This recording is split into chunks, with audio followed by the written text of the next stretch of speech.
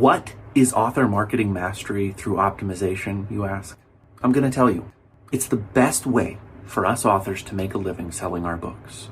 Are you tired of hearing gurus tell you your book is only good enough to be a lead magnet for services?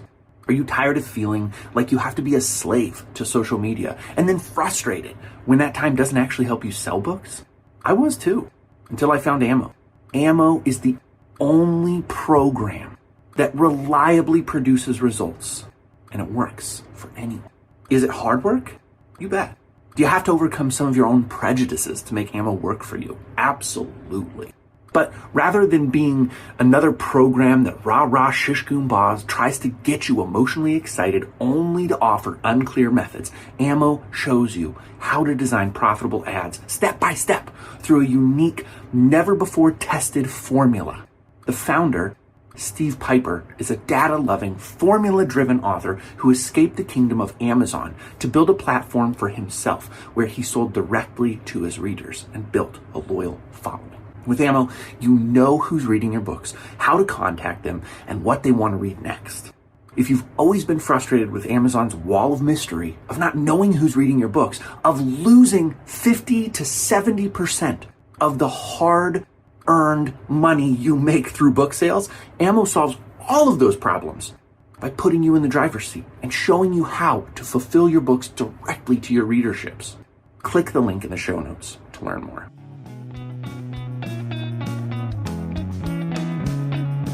In the history of this podcast, since it was Create, Collaborate, then The Reluctant Book Marketer, and finally TRBM, I've had guests from a lot of different walks of life, but I have never had musicians on. It was one night, not too long ago, several months we'll say, when I had been listening to this band, the Wildwoods, and I thought, why don't I just reach out and see if they'd like to be guests on my podcast?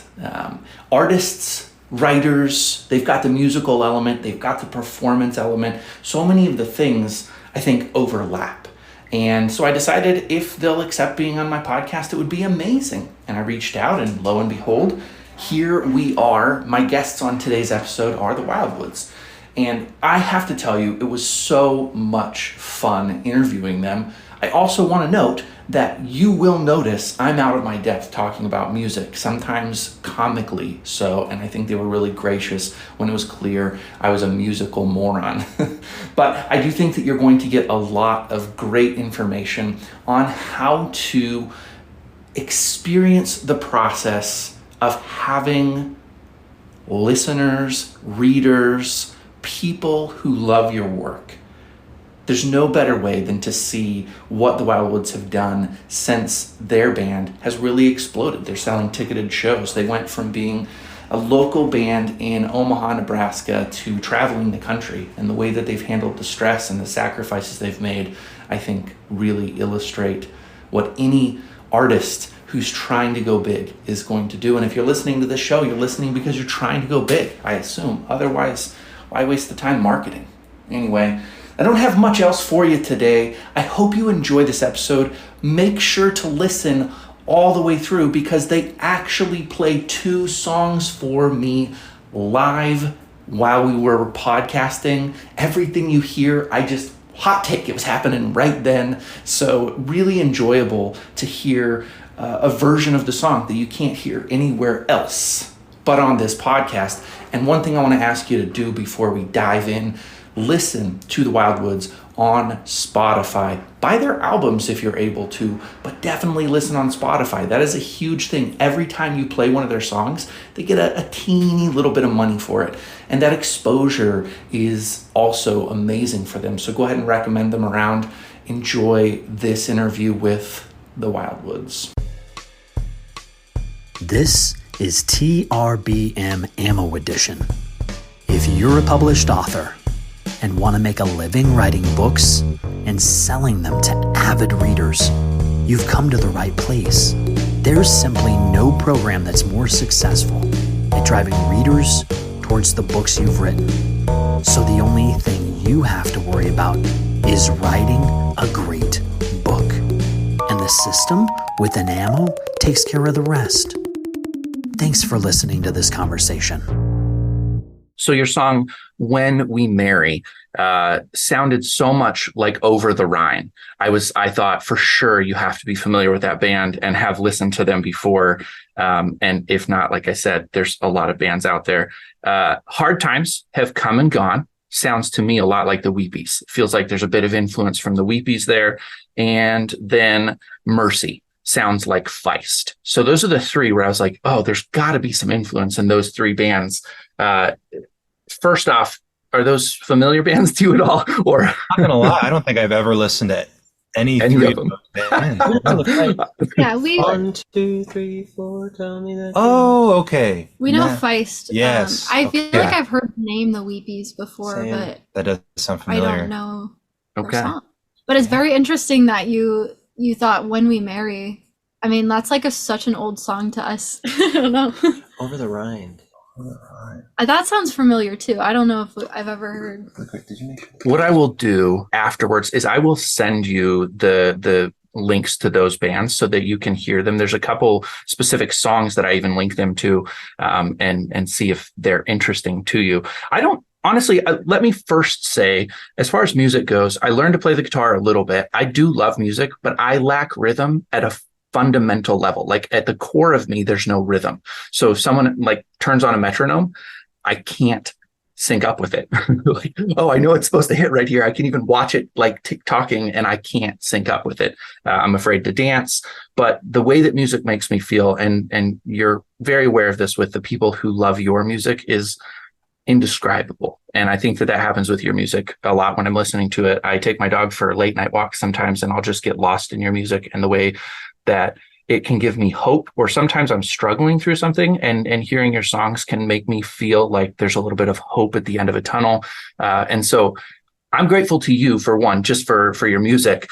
And this is a marketing podcast. So then we're going to dive in and kind of talk about like your explosion and how it happened and where you're at right now and the highs and the lows. Does that sound okay? Well, Yeah. thank you so much for the kind words. Absolutely. I love what you're doing. It's so great. So how much did social media play a role in your growth as a band? Was it like the igniter, or what was the speed of things? Well, it's so we've been playing, Chloe and I have been playing together since 2012, and Andy joined us in 2017. And, throughout all of our time together, we've mainly focused on, our live performance being kind of the main driver of, how we might gain followers or listeners. And we, hadn't really focused on social media at all up until really last summer, I think, or last fall. Okay. And then we'd been working through a lot of these arrangements of new originals, but also mainly, a lot of cover songs. Yeah. And, of course, TikTok has become a very, very popular thing. And so, I was just getting all of these, TikToks on my feed that were just these artists that were, saying original music, but they were doing these great interpretations of a lot of popular tunes. And I thought, we should try to do something like that. Maybe, maybe that could help us, because We had done it like every once in a while. We would put a cover song out there on our YouTube or a few on TikTok, but they didn't really get any traction at all. And then so the history of our band is kind of just like all over the place, because although it has always been Noah and me at the core, we've had a lot of people play in our band and play with us throughout the years. And so I think when we got into college, and then when COVID happened, we started playing just mainly as a duo, just Noah and I. And then after we graduated, we started touring that way, again, focusing on like the live performance aspect, like Noah said. And then when we came home from our last tour, like the last summer tour that we did before Andy joined us full time as a trio, we kind of just sat down and we said, let's see if Andy wants to play with us. Like, I think we could do some really cool things with harmonies, because a lot of our original music that Noah was writing at the time, we do a lot of like 2-person harmonies, but we could always hear like a third part in there. And when Andy would play with us with like our full band, he would always sing harmonies like here and there, and we kind of just wanted that fuller sound. So then when we came back, at the same time, Andy joined with us full time. We were gonna like test it out, like still do duo gigs, but also play as a trio. And then we also started making those social media videos like on TikTok and Instagram. And then everything kind of overnight just like blew up after we posted the first few. Yeah. And so then it was like, we're like, okay, Andy, like now you're a part of this like full time. And it just kind of like, it really did escalate things like immediately after we got a lot of views.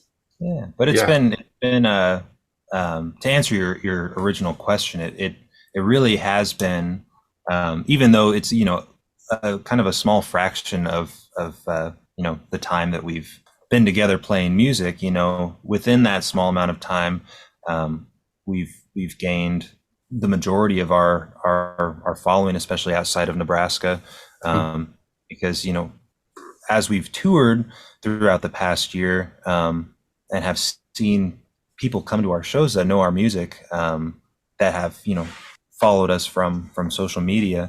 It's just been a very exciting, incredible thing. Of course, we're not playing arenas or large theaters. Most of the shows we do are, you know, 40 to 60 or 70 seat capacity shows.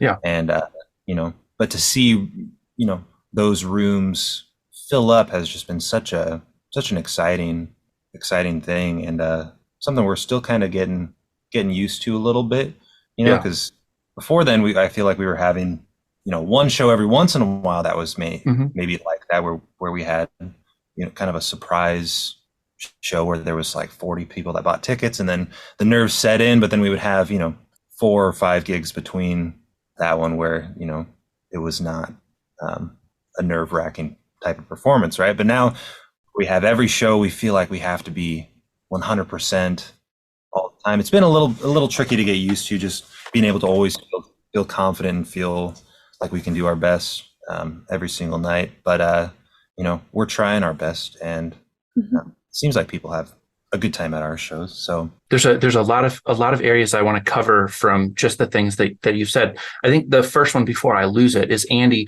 hitting the band at an inflection point when it was sort of like, now you're part of them. What did that feel like to you? Was that, did you struggle at all with a sense of like, I didn't get any time to decide if this was the perfect fit, or was it obvious to you right away, this is it, here we go, I'm going to ride, you know, this as far as it's going to take me?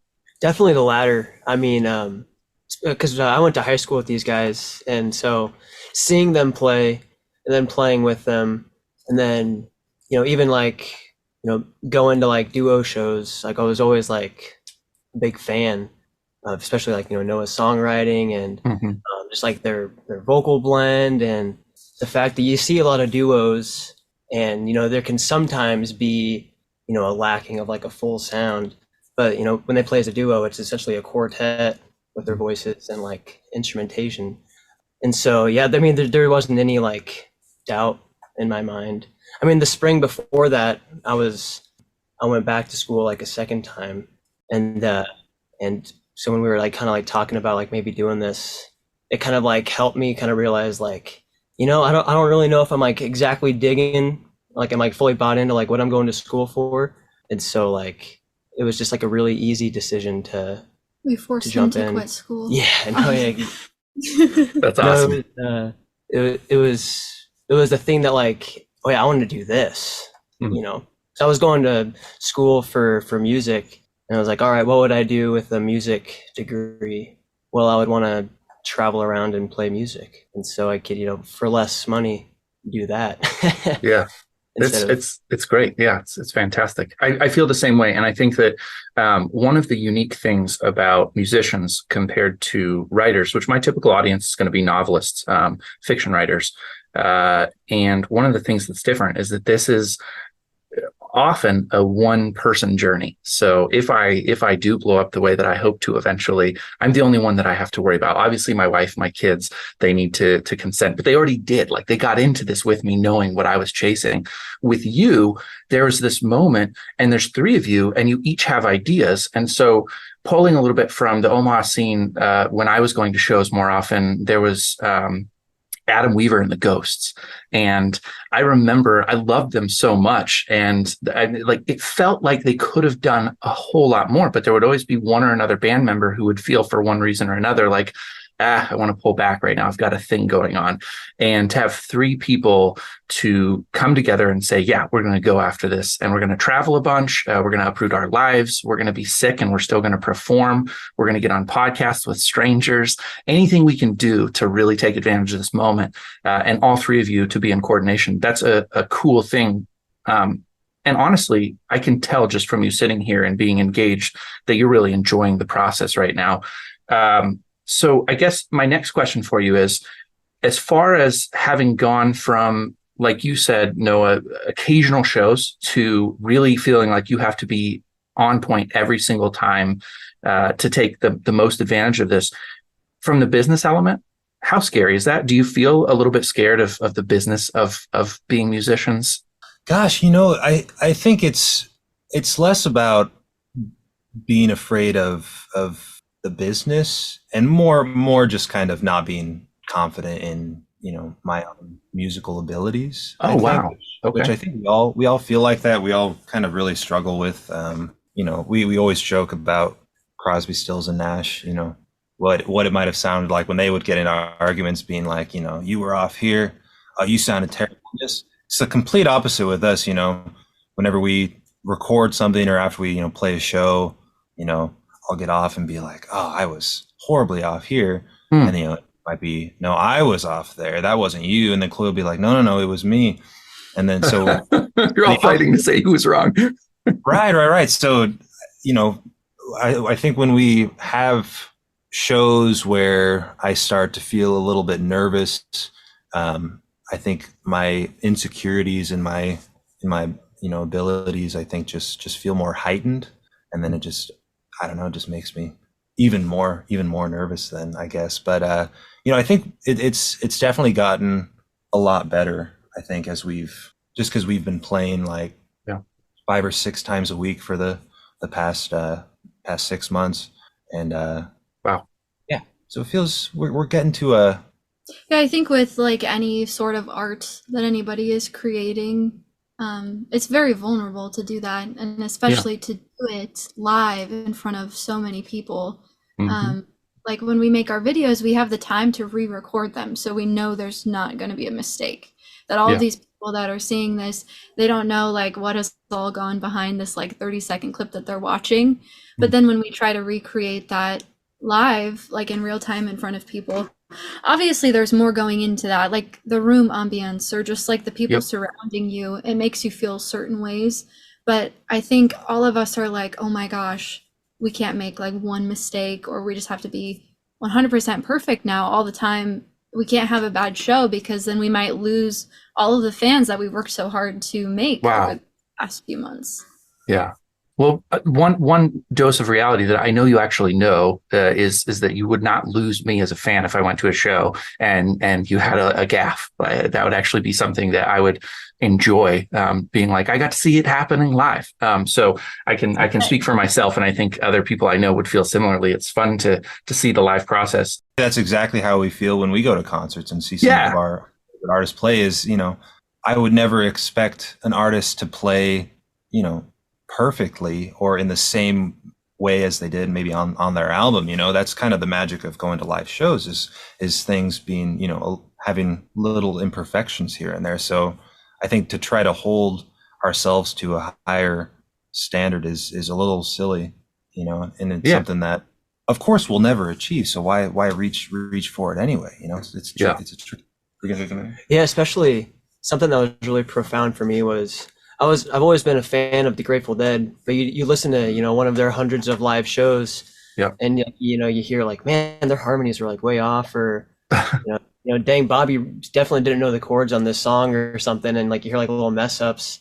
But then you hear people like talk about how like magical the shows were. And then I went and saw Dead & Company last month, and it definitely reinforced that notion of like the magic of a live performance, and just like that energy that you can't recreate anywhere else. So it's helped me be a lot more confident while we're performing live, not like trying to fixate, like why a little flat here, or but like know that to trust that, you know, what we've worked on for so long is going to translate well, so long as we're all like in it. Yeah, that's a good place to ask this question. It's a difference again between music and writing is the improv of a live moment. How often do you improvise something? Do you feel like you're 100% on script, or are there moments where you can feel each other ready to improv a little bit? And what does that look like? Because if you're not a musician, this is a question I've never even thought to ask before. Like, how do you know that you're going to improv at all? So I think that with improv, it typically lies with us within the instrumentation. It's very rare that we'll improv something, vocal. Right, absolutely. Or with our, like, even like the in-between song banter too. Mm-hmm. Like the no-show's like 100% the same every night. But there are sections like in our songs where there's kind of just like agreed upon moments when you know that there'll be like some improv. It's never like the same every time. Yeah. And I think it like starts, at least for me, when I feel comfortable enough to do that, because that's scary. To do it in front of people. I have to feel good, like from the moment we step on stage, like just with the vibe of I have to get a feel for how the audience is that night, how each of us are that day. Like, it just has to be like a really comfortable space, I guess. Yeah. But vocally, things are, in terms of our vocals, things are usually, practically the same every night with in terms of our harmonies or the melodies that we sing for the songs. So a lot of times I think we kind of use that as the guide around, how the instrumentation might go for that night. Typically, 80-90% of the songs are usually played the same, other than solos. Of course, if one of us will take a solo break and improvise, but things will kind of push and pull in different ways every night. And it's depending on, kind of going back to the nerves thing. I think I'm a lot more shy to improvise. I think when I'm feeling a little nervous, but then we have shows where for some reason, and it's never the audience's fault. I think sometimes it's just the way we may feel when we get on stage. The vibe has to be right. The vibe has to be just right. And and I think we're still able to put on a good show. I don't think the audience can notice if we're feeling nervous on stage, but I think sometimes if I'm feeling a bit nervous, I'll just kind of go the safe route of playing things the way we've written them. Yeah. And I don't know.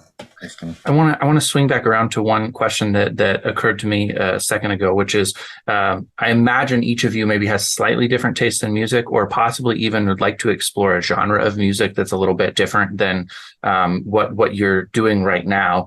So I don't want to go right into that, but I just want to put a pin in it. Think about it a little bit. If there's like a genre you'd love to explore, I'd love to hear a little bit about it and how you negotiate that as a band. But the other thing is, I just this last weekend did a live event. It was my first hosted live event. I've been part of other live events where I was like not the organizer, but I did something called Books for Brews. I went to Stories Coffee and then Block 16, and anybody who came and bought a book, I'd buy them a coffee or a beer, whatever brew was appropriate for the setting. Yeah, it was great fun. And it resonated with me what you said about vibe, because when I got to Stories, I had gone to introduce myself. I had communicated through email. I'd done a lot of different things before the event was live. And I kept getting the sense that they were open to having me there, but not real excited about promoting the event. They didn't let me put any flyers up at the shop, nothing on the window the day of. And so it ended up that an author friend of mine and I were sort of back in this back room, and it almost felt like a private meeting, and we didn't get a ton of traffic, and it was a little demoralizing. You're like, man, nobody showed up. I didn't sell any books. I didn't build any friendships with readers. And it was rough. So that feeling of the vibe has to be right, and there has to be this cooperation with the venue and the owners, really, even more so than the audience. And then I get to Block 16. Jess and Paul need nothing from me. They're famous. They've won a James Beard Award. They're like the best restaurant in Omaha. Everybody loves Block 16. There was a line the whole time and it had nothing to do with me. But because Jess came out and treated me like a celebrity and had a table set up and was going around like telling people, make sure to buy a book, he'll buy you a beer. It was this amazing atmosphere. It was really fun. And so I think there's got to be something like that for you as well, where some venues just seem to really want you there and you can feel that and it has to enliven you. Is that accurate, do you think? Gosh, yeah, but I feel like typically it's usually on a more like extreme level, I guess. Like if we get to a venue and, they don't seem interested, or, if they don't seem like grateful for us being there, that doesn't really ever throw me off. Okay. Usually I'm kind of the one that's like, or I feel like we're the ones that are, giving you a reason to exist. being grateful. Yeah. We're grateful to them for letting us be there. It's the thing that throws me off the most is when there's somebody involved that's, can be just straight up rude, I guess. I don't know if we get to a venue, there's, whether it be, and this is pretty rare, I think, whether it's, the sound engineer or the, the owner of the venue or the organizer of the event. If there's somebody that's, rude or just, acting not well, that I think that throws me off more so than anything, for sure. Because when we have gigs where there might not be very many people there, usually those are the gigs where I feel the least nervous about anything. Sure. Just because I think it just feels like there's less pressure, I guess. I don't know how you guys feel. I think that feeling like a venue is like appreciating you being there. Like the venue, like you said, like anybody associated with the venue, anybody working the show that night, maybe they don't particularly like our music or don't even know who we are. But we usually when we go into venues, everyone's very nice and accommodating. Yeah. Especially lately after we've started touring now, where we're like doing ticketed shows instead of just being like playing the occasional like background music at a brewery gig, which usually they are still very nice to us. But sometimes, I don't know, a gig like that, you could show up and they don't even know that there's supposed to be a band playing that night. But I do think it really sets the vibe, at least for me, for how comfortable I feel being there and just like essentially providing a service for the night, for the audience and for the venue. It doesn't happen often, but we have had a couple experiences at venues where it's not been as great as we have experienced. And then in those times, we're all just like, oh, like this isn't like what happened to the other gig the other night. Like that was a really nice venue. It just kind of gives us a different perspective and helps us be pickier, I guess, like when we're booking shows. And because I think before we were like, we just need to get anywhere that will have us play, like begging people to let us play in their venue. But now I think my mindset has shifted a little bit, like to whereas I'm like choosing to come and perform at your space for these people that are coming to see us, like trying to find a good venue to host the show that night, I guess, as opposed to selling our soul to perform somewhere that isn't going to treat us nice.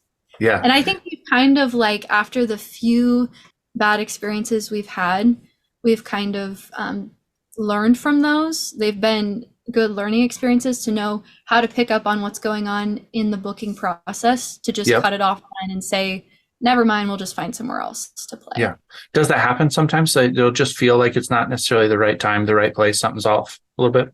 Yeah. And I think if you would have asked me that question 6 months ago, I would have said, yeah, but we need the gig, so I'm not going to cancel the show. Yes. But now looking at that, I would say it doesn't matter. That wouldn't have been a good show anyway, and we would have just left the night feeling a little bit off. So it'd be better to just not do that and find a different place. That would be better. Especially the last couple months where we've been able to like see and have, reports of how many tickets we've sold places that we're bringing people in.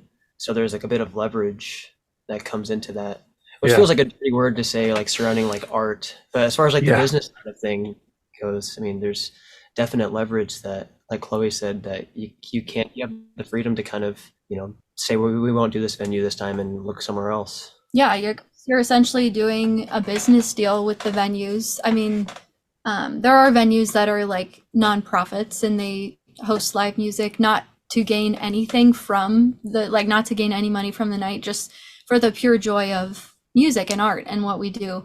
But a lot of venues, I mean, they're just there to host us and other musicians to sustain and make a living too. There's a love of music in any venue you're going to. Well, not any, but most venues. And probably at this point, any venue you're going to. Like you talked about earlier, you might do some shows at a bar or something like that. And there's multiple reasons for that place to exist. But right now you're playing at places that require you to be there. So there's a built-in collaboration for that, which I think is really fantastic. I too had that feeling of, I'm grateful for those stories. I'm still going to drink their coffee. I'm going to go in and love them and talk them up to everybody I know as far as their coffee goes, but I won't do another event with them because they're not necessarily there to collaborate with authors, and that's totally fine. I'm grateful that they let me in the doors.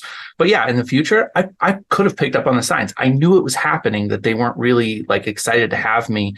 And you have to have those learning experiences, which before, again, we get into kind of the genre question, I want to ask, Noah, Chloe, you were in it since 2012, you said. So that's a good long time that you were not having massive success. And so I'm curious, how often do you think that about quitting? How often was it like, F this, I am tired and nothing's breaking and nobody understands us, or whatever it might be? I don't know what the exact wording is, but there's this sense of just frustration. Like, I'm here to play for people and have people listen to my music. And it's not the same. Like, I can play for myself any day, but playing for people, how often was it just, I feel like never. Really? Okay. Never it's been a thought that this is not what we're going to do. Of course, there's been frustration and like, we need to do something differently, or just like, we need to focus on this other thing for a little bit and maybe not like playing a bunch of like background music gigs for like a month. But I think our ultimate goal of just pursuing music and art and doing what we love for the rest of our lives, like that's just always been the thought, even through school. Because like Noah has a music degree, I have a psychology degree, and I really just got my degree just to finish it. When I started, I was doing music and psychology at the same time, but like as soon as I graduated, I wasn't like, okay, music's my backup, I'm going to go do this now. It was always my thought, we're just going to do this right now because that's what we love to do. Yeah. I think for me, I've never once have I ever thought about quitting or have had the thought of, oh, let's just be done, because it's kind of the thing that music as a whole, I think, is really the thing that occupies my brain 99% of the time. And I had this thought when I was going into college, thinking about what I should major in, and I just came to the realization that if I do anything with my life other than music, then I will be wildly unhappy, you know? And I've just heard going back to when I was 18, I was thinking, I've heard so many stories of people, being so unhappy with their lives because they wish they would have done so-and-so and done this and this and this. So even though I was hearing some pushback from doing that from some different angles, I just went with that because I knew that I would be very, very unsatisfied if I did not pursue music. And, now that, of course, we're 7 years past that now, kind of the same thing. I don't really, spend my time doing anything else. And I wouldn't want to spend my time doing anything else. This is just what I love. And it's just, other than Chloe, it's a thing that brings me the most happiness, I guess, and Andy as well. I love Andy very much as well. But I think with anything that is really good and that you love, there's always going to be like those hard moments or frustrating moments, because it wouldn't be good if there weren't those. Like those moments where we think, okay, we need to like reconfigure a little bit. It makes the good moments that much better. If everything was good all the time, it would be like, you'd always be looking for like the next best thing, I guess. Right. And I think, we're not in pursuit of fame. That's not the thing for us, and it's even less about, pursuing the Wildwoods as an entity. I think it's more about just pursuing our lives as artists together, even though, the Wildwoods is what we are trying, that's what we're working so hard to get out there. I think it's more about just, being satisfied with our lives being artists, and and being able to make a comfortable living where we're not like starving on the streets. That's the main. I'm glad you said that, Chloe, because I think, again, this is typically very writer-centric marketing. The reason that is because, yes, it's art first and foremost that we're all creating. We're all trying to create something that does multiple things at once. It delights you so that when you hear that music start up, you feel delighted and energized, but it also speaks to you so that any kind of blockage you have in your emotional psychic world starts to surface and resolve, or at least dialogue with you. And that's, I mean, again, going back to your songs, I have that with your songs. That's why your songs are so important to me, and have been since I discovered you, is because I start to have that kind of internal dialogue with myself.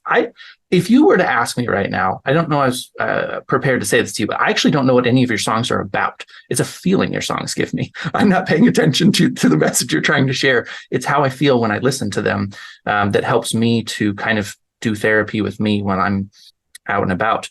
And the same is true when I write a book, is that I want people to engage with the characters and kind of slip into the narrative and then be confronted with dilemmas and issues in their own world.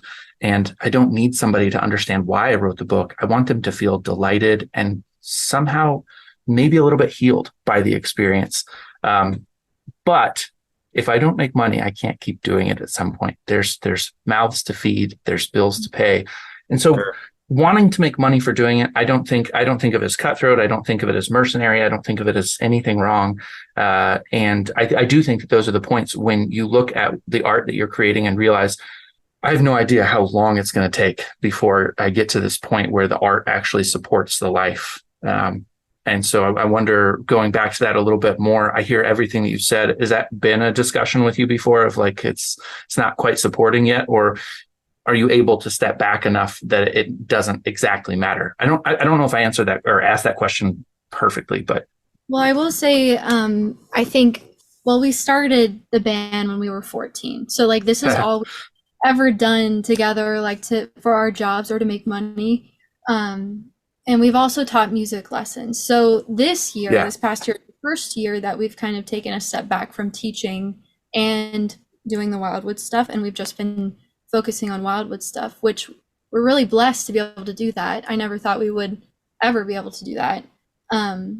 But of course it's been a thought, like we got to make sure that we're able to pay rent and pay the bills. And I think that for some people, a lot of people, it's scary to do what we're doing. It scares them to, like, the unpredictability of everything. But for us, like the other side where everything is predictable and you know that you're going to a job, you know how much money you're making for your paycheck every month. Yeah. That would be nice. I'm not saying I would hate that, but it would be scary to us to go and do that every day. Me too. Of doing like what we love and maybe struggling a little bit along the way, but like I said, it does make those like really great moments or really great months so much better. It's like, wow, I didn't think we could do this when you like look back at all of it. Yeah. And in my mind, whenever, we've never really been afraid that we're not going to, have enough money for rent or for, it's just because we've done, throughout our adult lives, I feel like we've done a pretty decent job of planning ahead. Yeah. So luckily we're able to see, we can look into next month and kind of know, roughly, about how much we're going to be able to make. And maybe, looking back, a few years ago, that may have been just right at, what we needed to pay for rent and the bills. Yeah. And, whatever. I feel like I was, as long as we were there, I was always like, good, great. Let's keep pushing. Well, I've not, it's never been a thought of, oh shit, we need to do something that's going to be, making more money so we can, try to save a lot and, stick with this, 5 or 10 year plan or whatever. We seem to always get really creative. We had to do this during COVID too. Like, of course, when we couldn't gig or really, it was scary because we couldn't teach lessons in the beginning. And then of course we did. But we've been really good about getting creative on how to make the extra little money we need for the month by doing like other music things. I don't know. Like during COVID, we did live streams and we wrote songs for people. I don't know. But we're always having fun, you know. If you're happy, you're healthy. So yeah, that's my motto, I guess. And so that actually, I knew eventually we would get to a perfect segue for the genre question, and that is one of the questions. So a band that's been really important to me in my life is Pearl Jam. It's not even that I love their music. It's that my parents told me that I was not allowed to listen to them. I was too young to listen to them. And so, of course, I went out and I got Versus. And I listened to that album in secret so much. Like I've all the words memorized. You know, I love it so much. And it created a deep adoration in me. But I've watched what Eddie Vedder has done and what Stone Gossard has done. And what they will do is that they are Pearl Jam together, but there will be many years between albums so that they can pursue their own thing. Eddie Vedder's gone and made Ukulele Songs, an album where he just sings. It's very like, you probably know these things. And each of them has had their own side projects that sound differently. I'm curious because I don't get the opportunity to talk to too many bands. We've talked about the Dead a little bit, but I'm sure that there are other genres that you love. Do you see the Wildwoods pursuing other genres or sounds, or do you see you kind of sticking in a pretty similar genre and pursuing other things aside, or how does that work for you going forward, do you think? I think the Wildwoods will always be, you know, based in the folk genre. I think that we throughout our years together, I think we've taken that and tried to, you know, push and pull in certain directions, whether it be incorporating you know, elements of jazz or you know, elements of you know, classical music or whatever, you know. But I think that's going to kind of be the general circle that we're going to kind of stay in. At least that's my thought at the moment. Just because I don't think we'll ever do like a, you know, a hard rock or metal album or anything like that. So I think, and you know, we kind of, we're not really strictly folk, or, you know, we're not really, we get paired with a lot of bluegrass groups, but we're not really even bluegrass at all.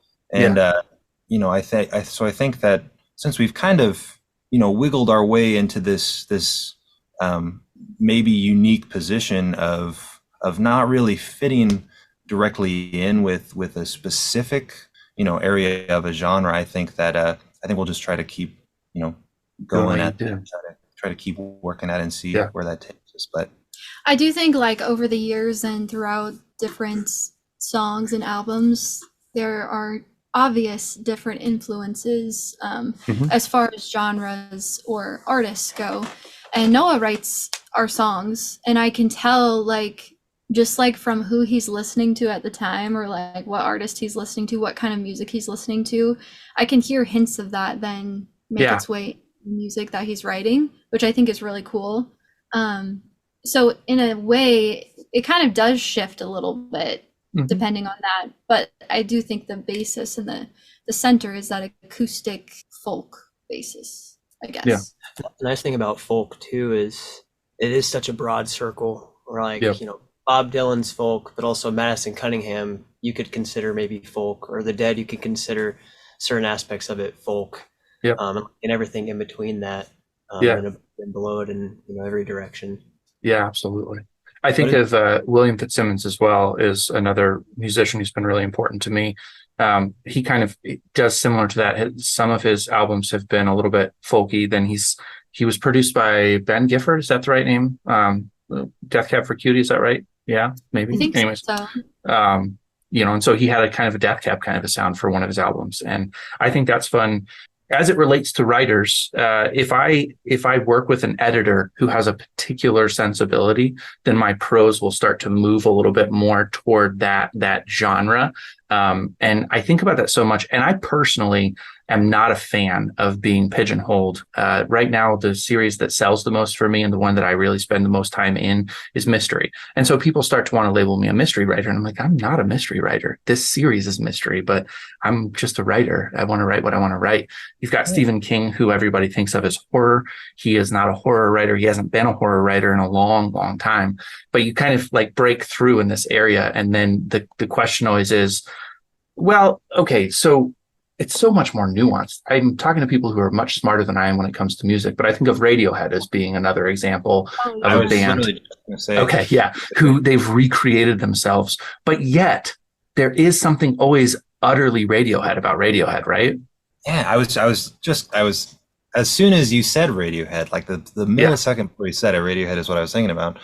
And they have had a very interesting journey because they've been able to keep and grow their fan base while having albums that are wildly different from each other. But at the same time, they flow together in a very cohesive way. I could listen to Pablo Honey and then immediately listen to In Rainbows after it, and still feel like it's the same band. It's not like, there've been groups that may have, been like a hard rock group or something, and they move to, strictly blues, or I've heard of some punk bands that moved then into strictly traditional bluegrass. It's not like that. They kind of been able to keep this really, really fantastic cohesive way to go between their albums and just create this massive body of work where everything stands out on its own as such a phenomenal piece of art. And in terms of their artistry as individuals, Johnny Greenwood's got to be probably my favorite film composer at the moment. He just has such a knack for harmony, and just has just such a unique quality about his writing that I think is very inspirational.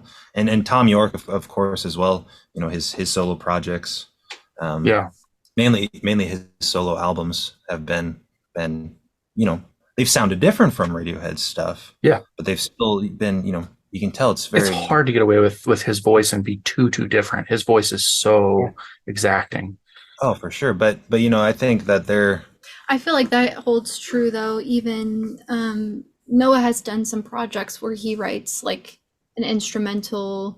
Well, you wrote an instrumental album for your capstone project for school. And although that was instrumental and it was mainly like jazz based, I would say, you can still tell to me, like if I can still tell that you're the one that did all the music on that, just because it sounds very you, like the way that you write.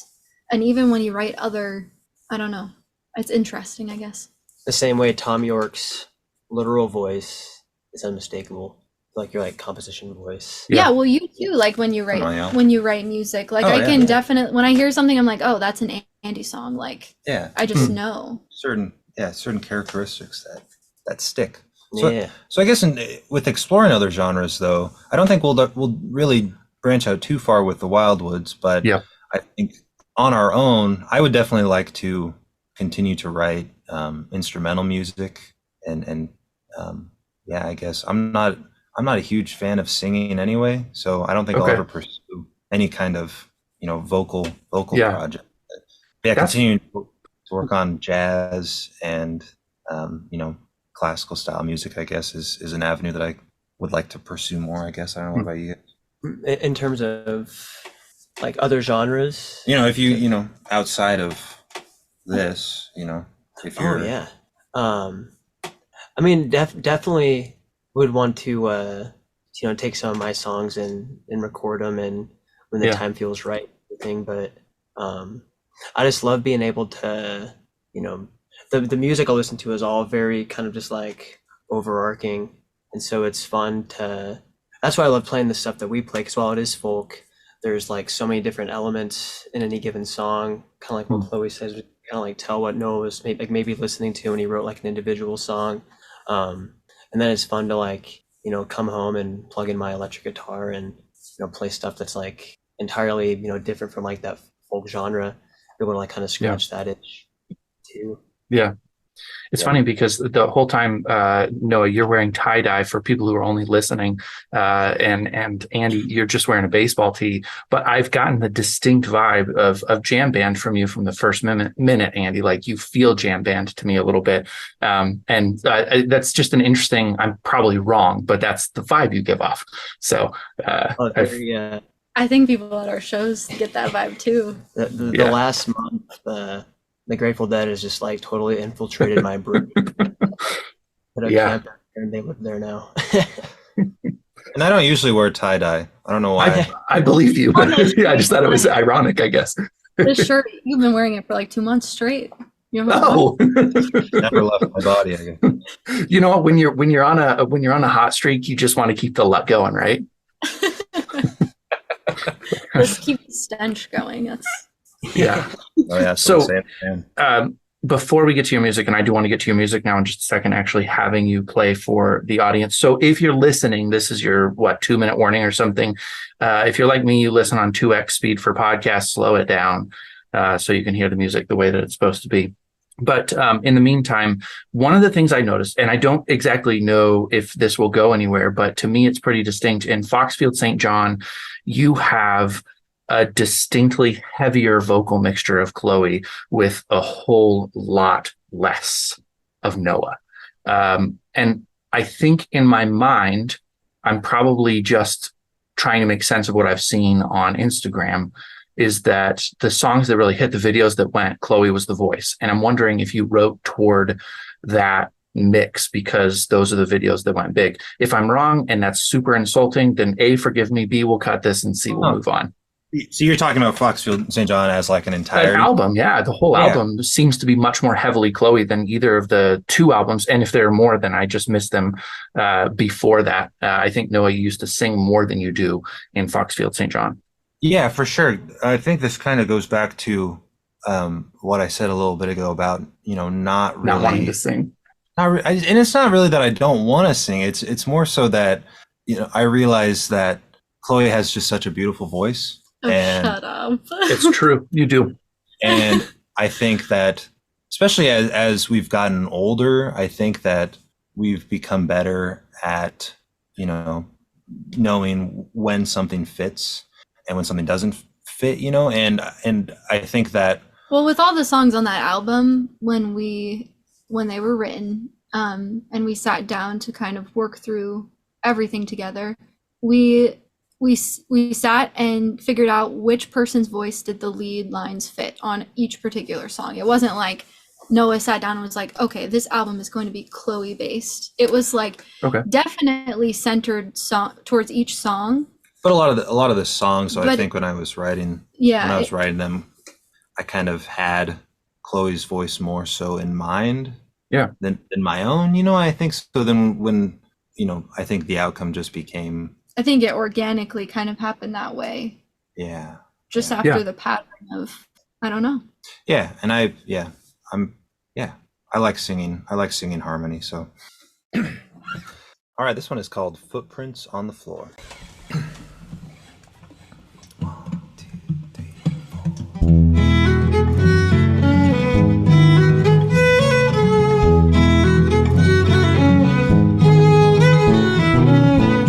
Locks of hair on the floor, still waiting for it to grow back so I can go outside. Spoiled milk in the fridge, I was shameful and wasteful of my selfish mind. Why have I been so unkind? Well, I suppose I'm overthinking. I have been drinking on a Monday afternoon.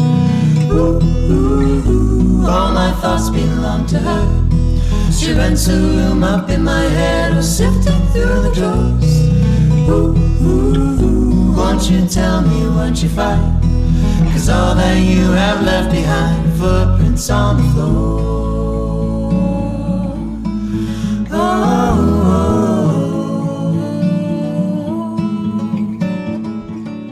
yellow teeth in the mirror, staring back at me.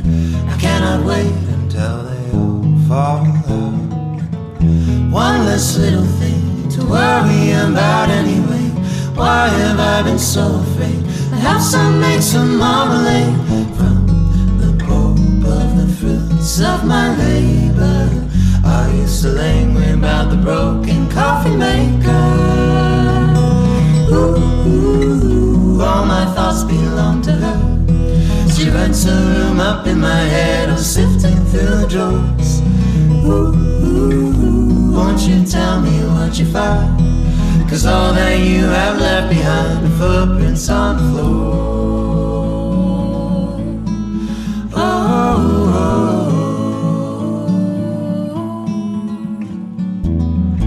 locks of hair on the floor, still waiting.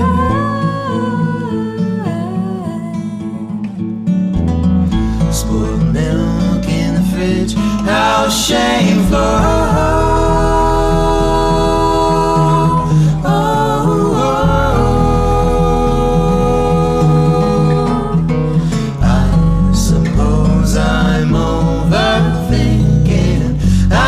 Drinking on a Monday afternoon. Ooh, all my thoughts belong to her. She rents a room up in my head, or sifting through the drawers. Ooh, won't you tell me what you find? 'Cause all that you have left behind, all that you have left behind, all that you have left behind are footprints on the floor.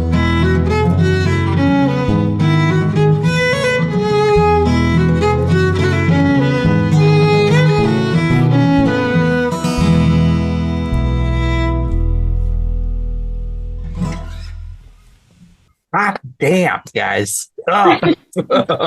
Wow. That's so great. So good. Thank you. Thank you. I think we're going to do a tune off of the album now. This one's called West Virginia Rain. If you don't mind, I need to tune up real quick. This guitar can be a little bit finicky.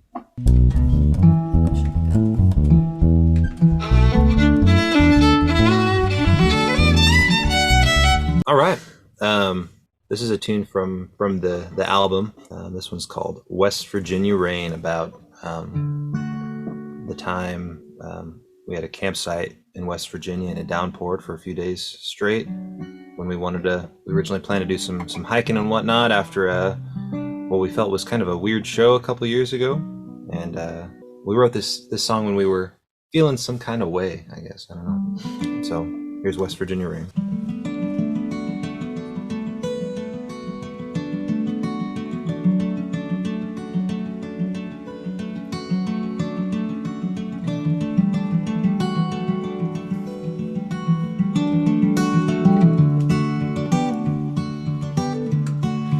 West Virginia rain, misty mountains calling out my name.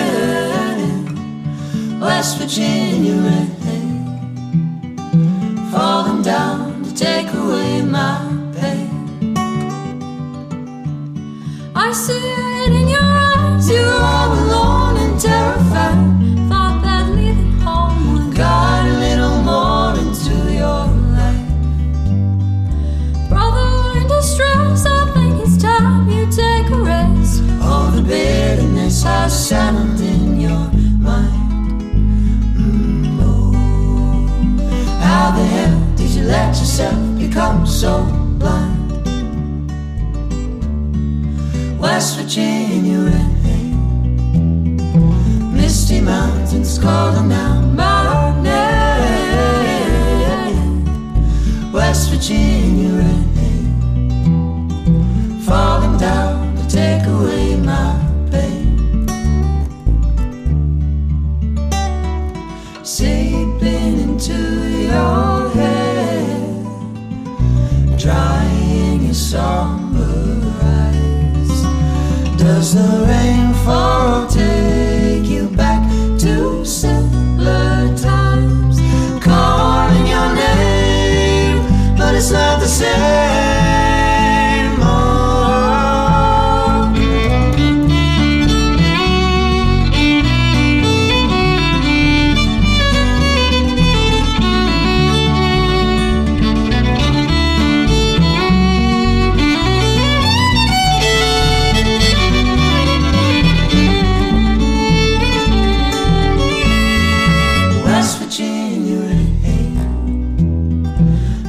Rocky Mountains calling out my name. West Virginia rain falling down to take away my pain. Falling down to take away my pain. Falling down to take away my pain.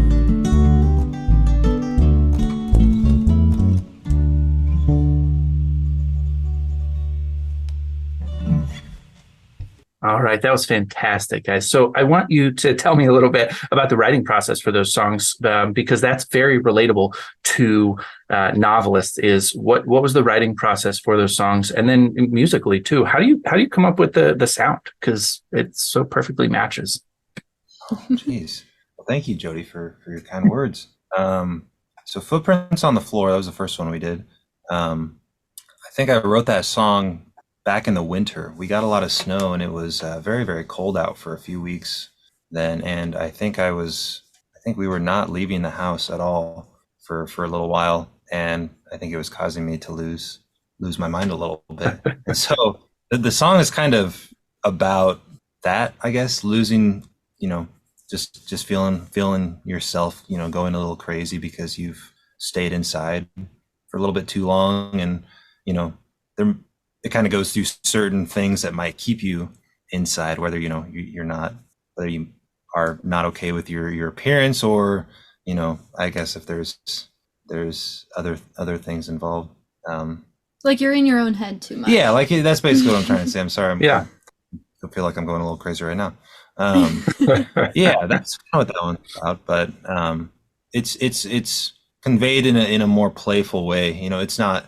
It's not like, oh, I'm going crazy and I'm angry about it. Mm-hmm. It's more like, I guess the lyrics are just a little silly. There's one line in the song. It's, are you still angry about the broken coffee maker? And that line was sparked because we travel in a camper, and in the camper a few summers ago, I kept putting the Chemex, our glass coffee maker, in like the top cabinet.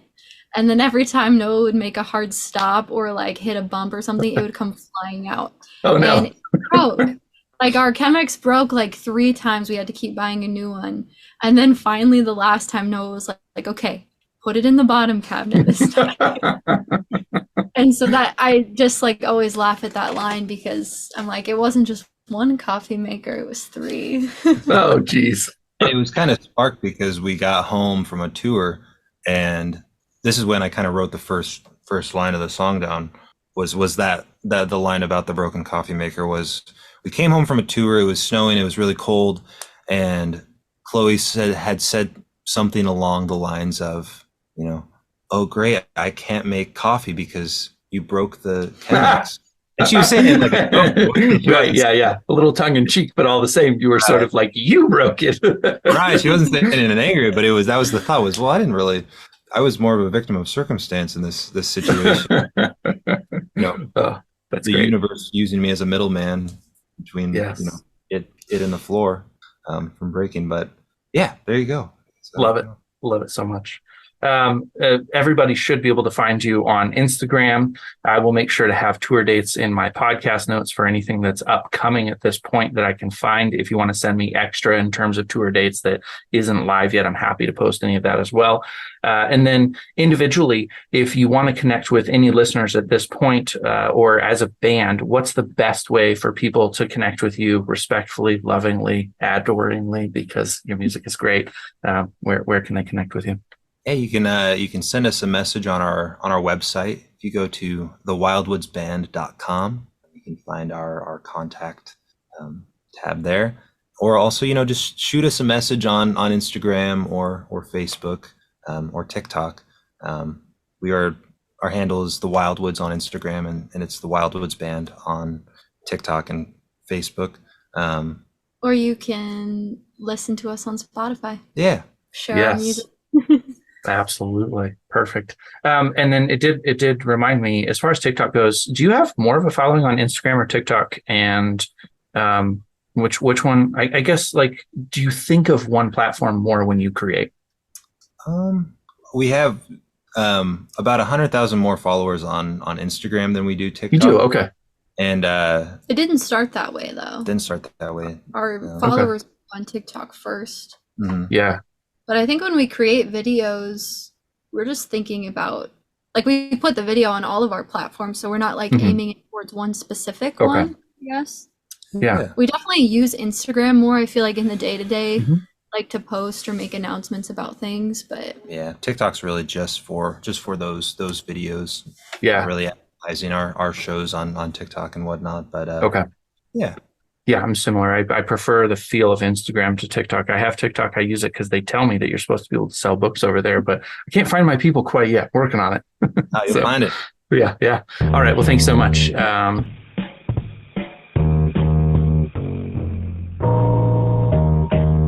Thank you for listening to TRBM. The theme music was provided by the ever-talented Christopher Talon. And hey, if you liked what you heard, share this show with other readers, because what's the point of telling stories if nobody's listening?